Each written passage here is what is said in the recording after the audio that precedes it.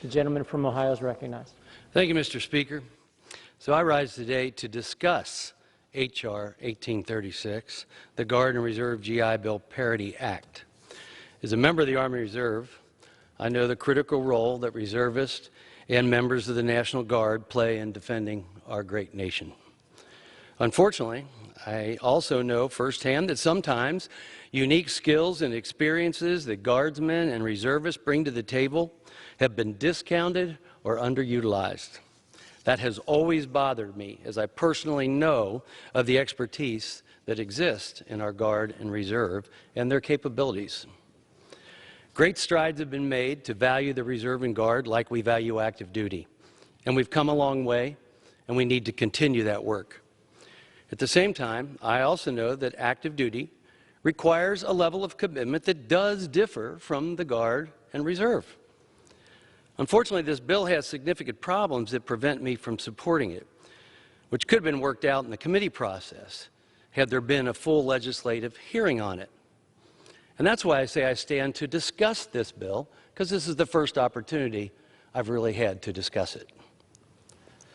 H.R. 1836 would provide Guard and Reservists with active duty service credit towards GI Bill eligibility for every day they're in uniform on federal orders, including training. So this is a status that has never been counted towards educational benefits.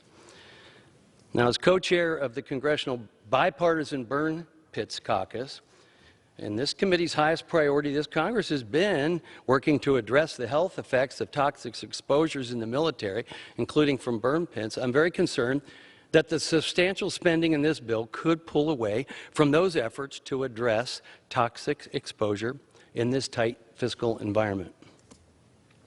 I also have concerns that this legislation might continue a slow creep of a permanent federalizing of the National Guard, which was never the intent.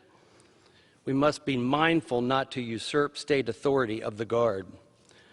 What I do believe would be appropriate, however, would be to allow Guardsmen and Reservists to accrue GI Bill eligibility for any time spent on federal active duty service other than training, as many in this body that serve here in Congress have done as Guard and Reserve. I was called to active duty for 15 months, 12 months in Iraq. That should count. And that's a discussion we should have had on what actually should maybe count and what shouldn't, because I think there is common ground. But we haven't had a chance to discuss it. There's just the bill. Representative Moore has offered a substitute amendment which would do exactly that, and I hope my colleagues will support that amendment like I do.